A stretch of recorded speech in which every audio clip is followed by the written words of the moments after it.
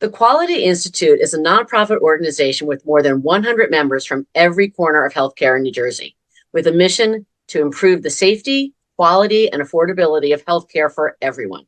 The Conversation of Your Life is a program of the Quality Institute that we want to talk about today.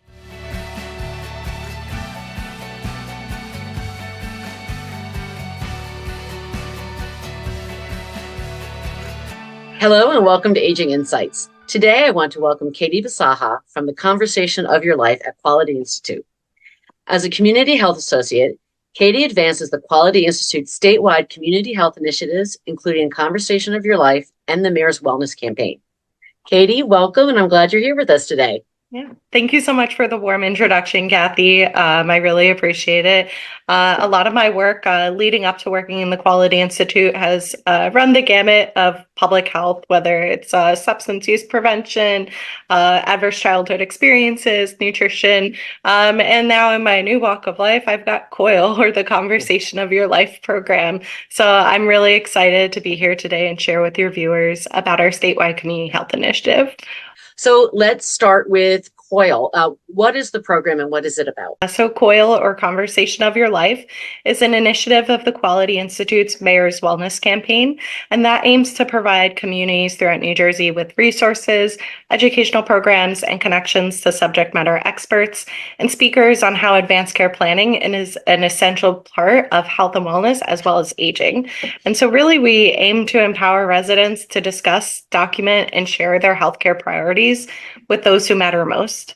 And in 2023, we underwent updating COYL by focusing on how it can support healthy aging and aging in place, which we know is a major focal point across the country, but especially in New Jersey.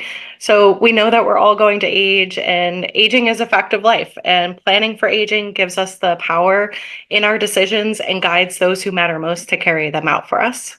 And let's talk a little bit about advanced care planning, because I think it sounds scary for a lot of people, but it doesn't have to be. It's not about fear. It's about preparation. So can you give us a little more detail on that? Yeah, I think that's a great place to start, Kathy. And thanks for calling out that fear part, because I think a lot of people feel that, but I find that that's also, they're not too sure what that process looks like. So advanced care planning is a process of making decisions about future healthcare preferences in case a person becomes unable to make their own decisions. So this lets us discuss our values, our goals, and treatment options with those who matter most, our healthcare proxy, and our healthcare team. Furthermore, I just wanted to highlight the study that in 2019 that the Massachusetts Coalition for Serious Illness conducted. This study found that 80% of people are actually aware of what advanced care planning is, which I thought was the opposite, but 2 out of 3 actually have a reason for why they didn't want it or they didn't need it. And those common reasons were they weren't sure if their healthcare team would follow through with those wishes.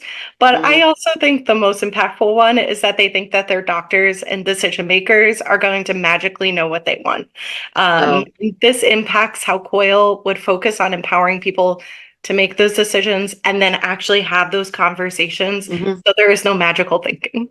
Right. And that's important to point out. I think that, we don't have, as we get older, people tend to have more doctors, and not every doctor would know what you want or know you as well as your primary care physician or your geriatrician. It's just, you can't count on that relationship and the person, one, knowing what you want, but also being there when a decision needs to be made. Yeah, absolutely. So having those documents in place will let us actually be able to communicate those wishes. So if we have them, we can give each of our doctors as we grow older a copy of those wishes so that they have a good guideline for us. So let's get into the details of advanced care planning and what these documents are and what they do for us. This is a really great place to start, Kathy. So advanced care planning is a process of making decisions about future healthcare preferences in case a person becomes unable to make their own decisions. So this lets us discuss those values, goals, and treatment options with those who matter most, our healthcare proxy and our healthcare team. And furthermore, I just wanted to highlight that study, the 2019 Massachusetts Coalition for Serious Illness study. And that study found that 80% of people are aware of advanced care planning, but 2 out of 3 of them have a reason for why they didn't want it or they didn't need it. So Okay. the most common reasons were that they weren't sure if their healthcare team would follow through with those wishes and that their doctors and decision makers would magically know what they want, right? So a lot of people think that like, oh, don't worry about it, my husband will know, or my daughter, or whatever the case may be, or my best friend. And so this impacted how COYL would focus on empowering people to make those decisions and then have those discussions. You said you mentioned, your somebody might know what you want. I want to address what something that's really important is people are emotional and they get upset, so they might not be remembering it or thinking clearly. And isn't that one of the reasons that we want to do this in advance? So, what you might talk about in advance in a nice, calm situation is very different than what you might be feeling emotionally in the heat of the moment when you're not feeling well, when your loved one isn't feeling well or experiencing a crisis. So isn't that one of the reasons to really emphasize planning this in advance? Yeah, absolutely. And that's really one of the major benefits of planning in advance. So when we have those conversations and they feel scary, when we have those documents in place and we've had those conversations in non-crisis times, then we will be able to kind of refer back to those. So that's one of the major benefits of speaking to your physician and those who matter most about your wishes for care.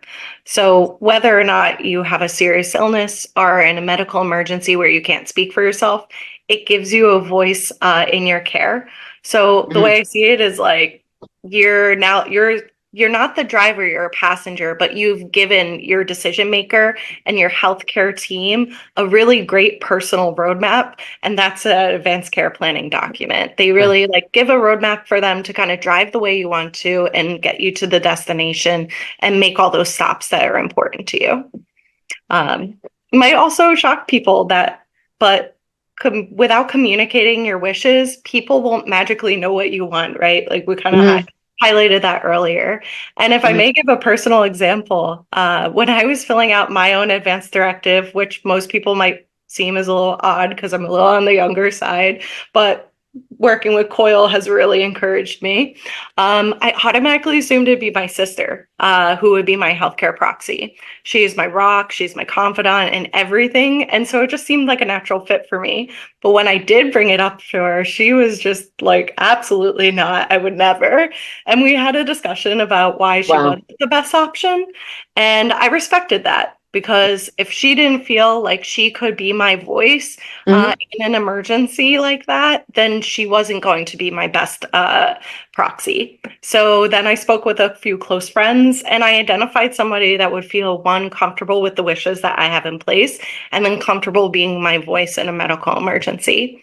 So if I hadn't talked to my sister, I could have potentially put her in a really uncomfortable position in the future. And so it's really imperative that we do have these conversations ahead of time so that when Mhm. we are in a medical emergency or experiencing a serious illness, the people that will talk for us will have our best interests in heart and be able to communicate it for us.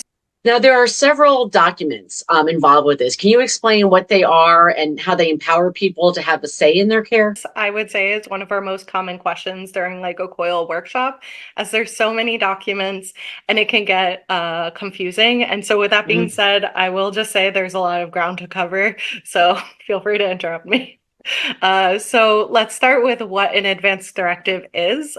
These are those legal documents that outline an individual's healthcare wishes and preferences, including choices about medical treatments, life-sustaining interventions, and organ donation.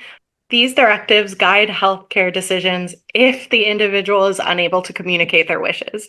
And I Mhm. really want to emphasize the if there in that statement because a common myth about advance directives is once you name someone to make those decisions for you and sign on Mhm. that dotted line, you're giving up your rights to make your decisions. And that's just not Right. true when it comes to your advance directive. So Right. I just Right. want to remind your viewers that this is strictly for when you cannot speak for yourself. Good point. And now I'm going to kind of go into those few options when it comes to an advanced directive. So each of them does overlap in some way, but has different functions. So the first one I'm going to start with is the proxy directive or the healthcare power of attorney. And this identifies a person who would make your healthcare decisions for you and only activates if you can't speak for yourself. right? And then that next document, which kind of goes hand in hand with that healthcare power of attorney, is a living will. And this Hmm. states that your instructions for life-sustaining medical care in the event that you're unable to speak for yourself. And so usually they, like I said, they kind of go hand in hand. So the document tends to use a lot of difficult to understand medical and legal language, which can be a barrier for some people. So the next advance directive that I wanted to bring up is the five wishes. And so this Hmm. document combines basically the living will, the healthcare power of attorney into one document. And then it also addresses personal, emotional, and spiritual needs. So it's Hmm. presented in a really simple format in these five outlined wishes and written in everyday language to reduce confusion with like medical and legal jargon. And Good. we often distribute these documents actually at our COYL workshops or panel presentations due to their ease of use. So depending on your preferences, you might choose the five wishes or a combination of a living will and a healthcare power of attorney. Hmm. But again, it all comes down to choice. Yeah. So those documents do not require a licensed physician to fill it out. And so when they are completed, it is recommended to share them with the physician and your healthcare team and your proxy to assure the best execution of your wishes for care. Hmm. And I think I want to point out when you said, sharing it with your proxy, it's important for people to have these handy or at a place where someone can find them because we're talking about situations where there might have been an accident where you're not planning to go into the hospital, but something happened. So you're in an accident, you're away from home. I don't expect people to carry these around with them all the time, Mhm. but to have it in a place maybe with your other important documents or where somebody in your family or a friend can find them if needed. Yeah, definitely. And that's we do hear from a lot of people like, "Oh yeah, I have a living will. It's alongside my regular will in a locked box that only I know the code to, right?" And Yeah. they've never given a copy. I've also gotten some really great stories from some of our solo seniors that say, well, I don't really have a person, but instead I wear it like a dog tag or on like a flash drive, which I think is really interesting. So Wow. a lot of creative ways that people are, especially those that are like, okay, I'm down to do this. I'm definitely going to have an advance directive. But in case they need it, they have a few different creative ways. So that person has it on them at all times. Wow. But even with the five wishes at the end of the document, there's actually a card that you can put into your wallet or purse that says, I have an advance directive. So in the Hmm. case of that emergency, and they look in that wallet, then at least they have that information like, okay, they have this and this is the contact information for their Right. proxy. So I Right. think that that's really a great part of that five wishes document. Yeah. And I hosted a Five Wishes kind of event a few years ago when I was first learning about COYL. And it was a group of probably about 12 people. And I have to say, it was really a great discussion they had. Kind of giving each other ideas. It was not scary at all. It was a very productive and bonding event. So I encourage people, if you're going to do it with a friend or do it with a group of friends, your book club, your Yeah. senior center, because people were sharing some great ideas and also a lot of experience where they had witnessed it or been part of it with somebody else. And that was really, really helpful. Yeah, yeah, absolutely. And that's one of my favorite things about our COIL workshops is, yes, we have the presenter, yes, we have the subject matter experts, but knowing that we also have a group of experts in the room Yeah. that are actually listening to our presenters or participating. A lot of the times that storytelling part is what gets people to actually think about it, right? It's not Yeah. us saying you should have one because of this, that, and the other thing. Right. It's people saying like, this has been my experience and it's been really beneficial. Yeah. So I love that you brought that up. Yeah. Yeah. I also just wanted to pull in the next two documents, and I swear that'll be my end of documents after this, is just about the DNR and the pulse, because I think Mhm. a lot of people know about these, but as far as how they work, there's a little confusion, and they're definitely a little bit different from our previous advanced directives. So the first thing I wanted to highlight is that only a licensed practitioner can write an order for these two specific advanced directives. So a DNR or do not resuscitate order is this specific advance directive that indicates that a person's desire to avoid CPR in the event of a cardiac or respiratory arrest. And then Mhm. we have the PULSed, which is the practitioner's order for life-sustaining treatment. And this form is designed for seriously ill people or those who are medically frail. So this form enables patients to indicate their preferences regarding life-sustaining treatment and provide instructions for healthcare personnel to follow. So Mhm. this is different than the five wishes or a living will, as this is more akin to like a prescription or a medical order that has to be followed by Mhm. those medical personnel, as opposed to the five wishes and living will is like that guiding map for them. And so both the DNR and the Pulse complement an advance directive as opposed to replacing it. So I still definitely encourage, even if you have a DNR and a Pulse, to have an advance directive like a living will or a five wishes, because each of these documents give people autonomy in their care. They can Yeah. outline what's important to them, who they want to make those decisions for them, what kind of treatments they'd like, anything like that. And so I'll also say when I first started looking at these documents, it was really daunting. Like I respect that there is a lot to look at. But remember that you don't have to fill it out all in one go. So just because you Okay. have five wishes doesn't mean you have to like lay out all five of them in an hour and that's all the opportunity you get. So you can take Okay. some time to work through those. And finally, you can also change the document as you see fit. Maybe something happened in your lifetime that has changed. Maybe you got divorced. Maybe you had a grandchild. Maybe some things changed your mind Mhm. as far as those wishes are concerned. But you are allowed to change it. Yeah. Right. That's really good to acknowledge. And you also used, I think, a key word, autonomy. This Mhm. is if people can have autonomy and control. Yeah. Because in a healthcare situation, it is very easy to get swept up in kind of the in a whirlwind of activity where you don't have that time to think or Yeah. discuss. Things can be happening very quickly. By doing this in advance, and even if, like you said, you can update it, you can change it. Um, it gives you control and autonomy in your decisions, and I think that's something that's very important for people to have in mind when they go through and look at these documents. So, how can someone start a conversation of your life program or do an event in their community? What are the ways they can get going? So COYL initiatives can really be started in someone's community or their community living room. We like to call them community living rooms. So like libraries, senior centers, really places that people feel comfortable gathering and sharing, just like your experience with the Five Witches event a little while ago.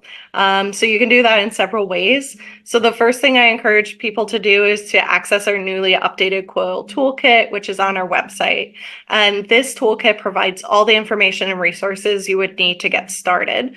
And it's broken down into four major sections. So the first section is an introduction to the toolkit and COYL Mhm. basics. So kind of like what we just broke down. And then it's followed by healthy aging and COYLs so that we can help you to align COYL with your healthy aging initiatives, right?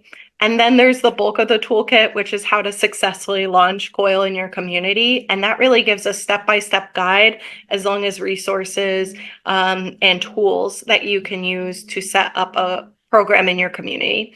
And then finally, there's raising awareness about COYL, and that has tools and resources like our community messaging toolkit and our media clubs to encourage these conversations. So it really just is whether it's a topic you're passionate about or you're a subject matter expert or a community leader who sees the value in bringing these conversations to your fellow residents, the toolkit can guide you in doing so. Yes. So just some of those strategies from the toolkit that somebody can use to bring to their community. They can honestly just reach out directly to me or a COYL partner to schedule a program. They can incorporate questions about advanced care planning in their community needs assessment, just to see like what do residents know? What Right. does everybody want to know about advanced care planning? And then they could also just utilize our community messaging kit to share about COYL via social media, blog posts, or a newsletter. So their Okay. strategy is big and small, regardless of whether you're one person or a large organization, that you can make an impact on our culture about talking about advanced care planning, because that's what we really want to change with COYL, that culture part where we're kind of a little scared, a little Right. in our shells about discussing it with those who matter most. Right. So I'm wondering, so, as more and more people hold these events and get the word out on this, what has been the response to these conversations and these events? I Yeah. know when I hosted some years ago, it was before COVID, um, they were relieved, they were excited to attend. And something I heard over and over again when, we thought it was a scary conversation, they said, I am so glad we're doing this. It's my kids that don't want to talk about it. Where I Mhm. found that older adults did want to talk about it. They just were struggling getting their family to listen to them. Yeah, that's a really great point. And we actually have, just like I said, in that toolkit, there are a number of resources. So there's like a letter to your loved ones that one of our partners, Maureen, has put together through talking about COYL and conversations like this, where she's seen that a lot of people are very like not necessarily the people we're presenting to, but as you said, maybe their kids or who their proxy or who their preferred proxy would be, Mhm. right? They don't want to talk about it. So she actually has like a cool little template that's like, here's a letter you can write to let them know, like, hey, these are my wishes and I really want to talk about it with you. So I just wanted to kind of throw that out there. But yeah, as you said, like a lot of people feel kind of relieved to have these conversations. We've been able to like collect some survey data from these community conversations, and really the response has been overwhelmingly positive. We learned that most participants found that the workshops were really useful, and they also plan to complete an advanced directive, or they already have one in place. As you said, a Mhm. lot of them are on track. But what we truly wanted to impact is whether or not participants will take those conversations to those who matter most. And the survey data does show that they were feeling more confident in actually initiating the conversation because they had tools that they could use, as well as planning to actually initiate the conversation with those people. Good. The other thing I wanted to just say is that we also have had the opportunity to hear stories from people about how advanced care planning has impacted their care and wishes. So, like you said earlier, a lot of what goes on at these events and workshops is hearing from one another. So, Mhm. I remember a woman that was in her early 50s. She shared with us that she actually had a heart attack in her mid 40s. She never expected that to happen. And Right. that Yeah. encouraged her to actually fill out those documents and discuss it with her proxy and her loved ones and her doctors. But she also advocates out to her loved ones and her family to say, like, hey, you also need to have this Mhm. documentation in place. And this is why it matters to me that you do. Right. So she just kind of had waved off like advanced care planning because she's like, well, I'm kind of on the younger side, nothing's going to happen. And then this medical emergency had happened. Mhm. So we always encourage participants to share their stories with us during our workshops because, like I said earlier, that makes a lot of impact when people are on the fence on whether or not they Mhm. want to talk about it. And we were talking about community and family, but let's go back to talking about how do you bring this up with your doctors? Because when you fill out a form at your doctor's office, I think they always ask, do you have a proxy or do you have a DNR? They don't always ask for a copy of it. So Yeah. how do you bring this up with the doctor in their office? Yeah, that's a really great question. The first thing I like to think about is that we have to keep in mind that our healthcare team is human too, right? Hmm. They're not some pariah that's like, I can talk about everything. And so for some of them, they're just as scared as having those conversations with us. So hopefully, if they can put it on a checkbox that you fill out, then they're like, ooh, I don't have to talk about it, right? So I encourage viewers to really kind of bring it up with their healthcare team if they feel comfortable. And fortunately, the Conversation Project has amazing resources on how to bring it up with whether it's your healthcare team, the people that matter most to you, and their proxy. So I'd recommend that viewers that want to bring up that conversation check out that guidebook because that'll be able to give you that empowered feeling of like, I'm here to have this conversation with my doctor or healthcare team. So people can actually schedule a separate visit with their practitioner to discuss advanced care planning. And Medicare Part B covers a voluntary advanced care planning visit as part of your yearly wellness visit. So I definitely encourage people to take advantage of that the fact that it is laid out there in our medical plans in our health insurance. And then I also recommend checking out the What Matters Most to Me workbook if you're not sure, like what matters to you, right? Like, because sometimes when we just like ask, like, what do you want for medical care? It's like, I don't know. It's hard. Uh, Right. so the Conversation Project has a number of great workbooks that you can take a look at before going into that appointment so you feel empowered and know what matters most before speaking with your practitioner. Good. That's a great tool to have. So I have one other question for you. Just makes things a little more challenging. A lot of people they don't have family nearby. They may have moved away, or their Mhm. family may have moved away. So what about having this conversation long distance? Mm. If your kids are in another state or you've moved away, like how Yeah. do you suggest having it if you can't have it face to face or in person? Yeah. I think a lot of people, especially now in the technology age, right, we are very like separated, Hmm. unfortunately. And so, but even if someone isn't nearby, that person can make choices for you over the phone. I think Hmm. what I would recommend, and you can see this, I think, on I know specifically in the five wishes, you can see this that you can recommend an alternative proxy. So this isn't a person that's like 50-50 because when that comes up, that makes actually it really challenging. This is Yeah. a person that if your main proxy is unavailable, they can make the decisions for you. So because we're relying on technology or a phone, you might want just a second person in command if needed. Hmm. So but just remember again to talk to them about it and let them know you chose them, just like my sister. Um, and then choose the person that works the best for you. Yeah. And I also just wanted to keep in mind that each state has different laws on the post in which advanced care planning documents are recognized. But as far as advanced care planning or advanced directives go, the Five Wishes document is widely used and accepted. There's also ways to have a virtual advanced care planning document in place, which can be helpful for people that are long distance. And then as always, I encourage you to share either a virtual or hard copy with those individuals that may be your Hmm. proxy. And it's a great way to assure that your wishes for care are being honored. I want to emphasize that this is about maintaining control of what you want and maintaining your autonomy.